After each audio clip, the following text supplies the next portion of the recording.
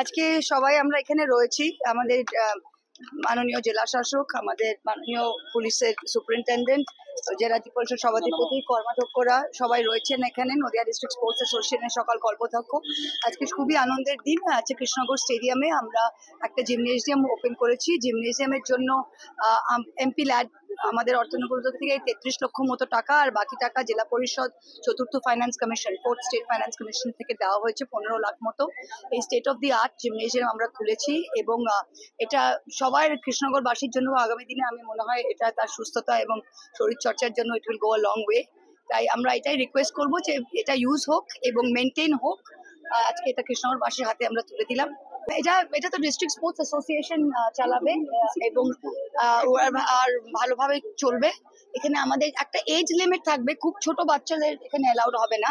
I think সেটা আমরা ভেবে একটুখানি 14 বা 16 ইয়ার্স ওরকম কিছু একটা করবো। যারা এখানে ট্রেনিং নিতে আসা, ওই এজ লিমিটটা একটা রাখতে হবে, বোধহয় 14 বা 12 যেটাই হোক।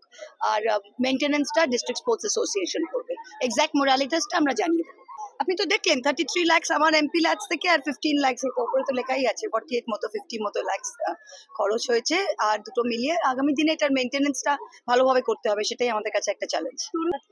আমি বলবো যে যেটা বারবার আমরা বলছি, ডিএম সাহেব বলেছেন, এসপি সাহেব বলেছে, আমরা সবাই আপনারা দেখতে পাচ্ছেন, আমরা ফিজিক্যাল ফিটনেসের প্রতি আমাদের সবার একটা কমিটমেন্ট আছে।